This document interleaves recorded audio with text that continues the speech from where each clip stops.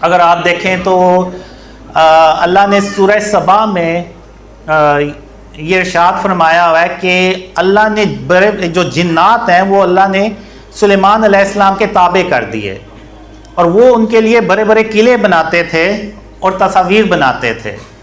تو یعنی یہاں سے اس آیت سے یہ ثابت ہوتا ہے کہ سلیمان علیہ السلام کے دور میں تصاویر الاؤڈ تھیں، یعنی وہ بنائی جاتی تھی تصاویر۔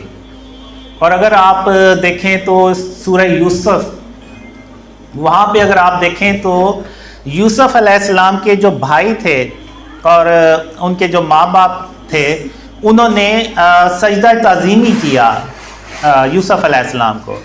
تو یہاں سے یہ بات بھی ثابت ہوتی ہے کہ یوسف علیہ السلام کے دور میں سجدہ تعظیمی جائز تھا۔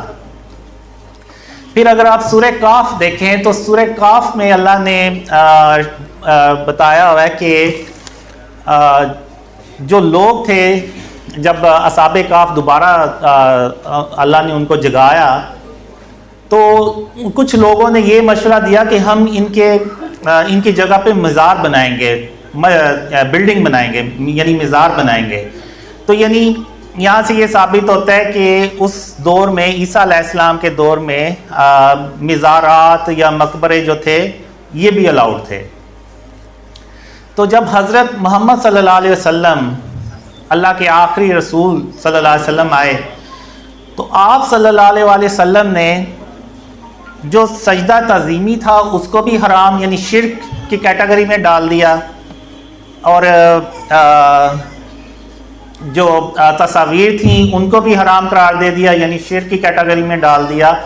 اور جو مزارات ہیں، یعنی ایک حدیث ہے کہ آپ صلی اللہ علیہ وسلم نے حضرت علی رضی تعالیٰ عنہ کو یہ مشن دیا کہ جتنی بھی قبریں ہیں ان سب کو برابر کر دیں، اور جتنی بھی تصاویر اور بت ہیں ان سب کو توڑ دیں اور ختم کر دیں۔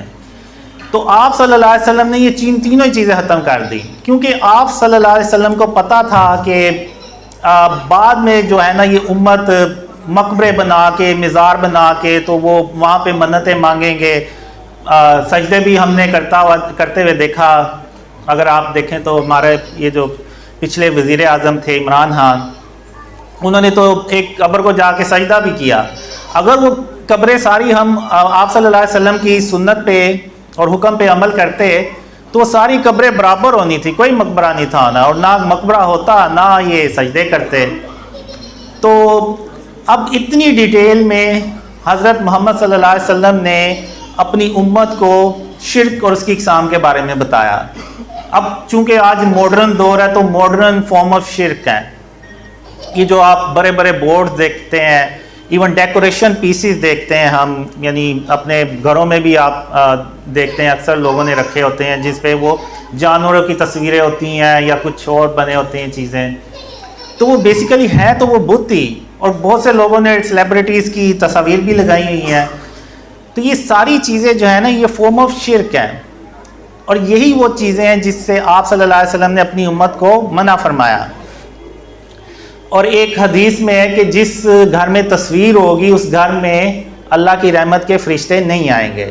اگر آپ یوٹیوب پہ جا کے سرچ کریں تو بہت سے لوگ آپ کو کافی مل جائیں گے جنہوں نے اپنے جسموں پہ ٹیٹوز بنائے ہوئے ہیں، اور وہ مکہ اور مدینہ میں حج اور عمرہ کر رہے ہیں، تو ان کے جسموں پہ وہ تصویریں بنی ہوئی ہیں۔ اگر آپ اس حدیث کو دیکھیں تو آپ کو سمجھ لگ جائے گی کہ ہماری دعائیں کیوں نہیں قبول ہوتی۔ جب اللہ کی رحمت کے فرشتے ہی نہیں آئیں گے تو ہماری دعائیں بھی کیسے قبول ہوں گی؟ تو جو کنیکشن ہے وہی ٹوٹا ہوا ہے، تو وہ کیسے ہماری دعائیں جو ہے نا وہ قبول ہوں گی؟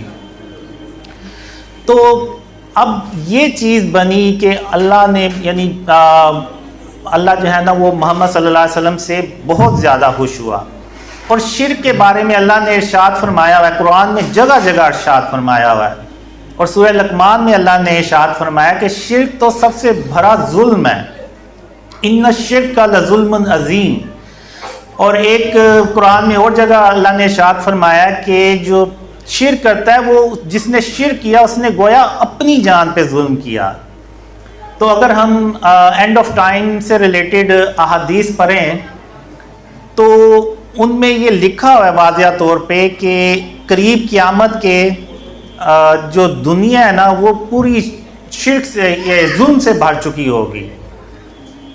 تو ابھی کچھ دن پہلے ہم لاہور میں ایک میٹنگ کر رہے تھے, تو وہاں پہ مبشر صاحب ہیں, اگر میں غلط بھول نہیں رہا ان کا نام, تو انہوں نے یہ بات بتائی کہ جو شرک ہے وہ بیسیکلی ظلم ہے, اور وہ جو ظلم یعنی جس چیز کا وہ احادیث میں ذکر کیا گیا ہے تو وہ یہی ظلم ہے کہ وہ جو ظلم ہے نا وہ پوری دنیا میں اگر آپ دیکھیں تو پوری دنیا میں اس وقت پھیلا ہوا ہے.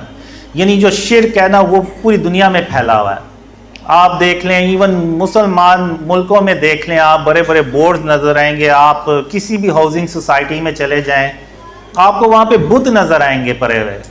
ایون آپ کپڑوں کی دکانوں پہ چلے جائیں وہاں پہ آپ کو بت نظر آئیں گے, اور یہ وہی بت ہیں جو حضرت ابراہیم علیہ السلام نے, ایسے ہی بت تھے وہ بھی جو حضرت ابراہیم علیہ السلام نے توڑے, جو محمد صلی اللہ علیہ وسلم نے فتح مکہ پہ توڑے. تو وہ بس شکلوں میں فرق ہے, سائز میں فرق ہے, یا میٹیریل کا فرق ہوگا, باقی وہ بھی بت ہیں یہ بھی بت ہیں, وہ بھی بجان تھے یہ بھی بجان ہیں.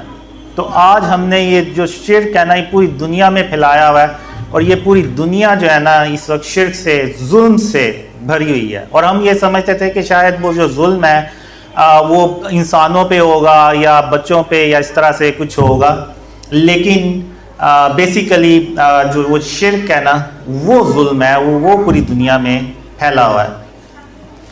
اب حضرت محمد صلی اللہ علیہ وسلم کے بعد یہاں پہ میں چار جو مجھے اللہ نے خوابوں میں دکھایا, جو چار بڑے اللہ کے نبی ہیں جو ٹاپ 4 رینک میں آتے ہیں, تو ان کے بارے میں بتایا. تو میں نے ایک خاتم النبیین محمد صلی اللہ علیہ وسلم کے بارے میں آپ کو بتایا. جو دوسرے اللہ کے نبی ہیں جن کا دوسرا رینک ہے وہ ہیں ابراہیم علیہ السلام. اب ابراہیم علیہ السلام کی بھی آپ دیکھیں تو اللہ نے قرآن میں جو کوالٹیز ہیں وہ بیان کی ہوئی ہیں, اور وہ کوالٹیز کیا تھیں کہ ابراہیم علیہ السلام ایک اللہ کو تلاش کر رہے تھے. جب انہوں نے سورج کو دیکھا تو وہ انہوں نے خیال کیا کہ شاید یہ معبود ہے, تو وہ جب غروب ہو گیا تو انہوں نے کہا کہ نہیں تو غروب ہو گیا ہے.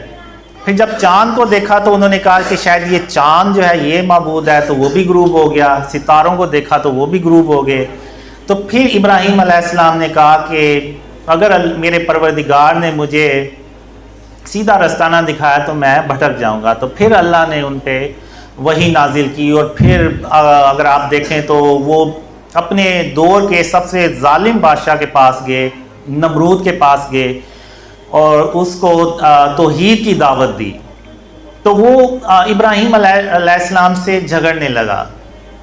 تو ابراہیم علیہ السلام نے کہا کہ میرا پروردگار زندگی اور موت دیتا ہے. تو نمرود کہتا ہے کہ زندگی اور موت تو میں بھی دے سکتا ہوں. تو ابراہیم علیہ السلام نے کہا کہ میرا پروردگار سورج کو مشرق سے نکالتا ہے, تم مغرب سے نکال کے دکھاؤ. تو وہاں پہ وہ ہکا بکا رہ گیا, اور باوجود اس کے کہ اس نے کھلی نشانیاں دیکھ لیں لیکن پھر بھی وہ نہیں مانا. پھر اس کے بعد ابراہیم علیہ السلام نے سارے جو بت تھے اس دور میں ان کو توڑ کے تو ایک بڑے بت کے کندھے پہ کلہارا رکھ دیا. تو جب لوگ آئے تو انہوں نے دیکھا کہ یہ سارے بت ٹوٹے ہوئے ہیں اور ایک بڑا بت بچا ہوا ہے, اس کے کلہارا پڑا ہوا ہے. تو انہیں پتہ چل گیا کہ یہ کام ابراہیم علیہ السلام نے کیا ہے. تو جب ابراہیم علیہ السلام سے پوچھا گیا تو ابراہیم علیہ السلام نے کہا کہ جو بڑا بت ہے آپ اس سے پوچھیں, اس کے سامنے سب کچھ ہوا ہے. تو اس نے کیوں نہیں بتایا, یہ اس سے پوچھیں, آپ اس کو پتہ ہوگا. تو انہوں نے کہا یہ تو ان کافروں نے کہا یہ تو بے جان ہے, یہ تو بت ہے, یہ کیسے بولے گا. تو پھر ابراہیم علیہ السلام نے کہا کہ پھر تم سوچتے کیوں نہیں ہو, جب یہ تمہیں نہ کوئی فائدہ دے سکتا ہے کوئی نقصان دے سکتا ہے تو پھر تم اس کی پوجا کیوں کرتے ہو. تو وہ بجائے اس کے کہ سمجھتے وہ ابراہیم علیہ السلام پہ اور غصے ہوئے, اور یہاں تک کہ ابراہیم علیہ السلام کو آگ میں ڈال دیا. تو آپ اللہ کی شان دیکھیں کہ وہ اللہ نے اس آگ کو کہا کہ ابراہیم علیہ السلام پر سلامتی والی بن جا, تو وہ سلامتی والی بن گئی, یعنی ابراہیم علیہ السلام پر وہ آگ ٹھنڈی ہو گئی.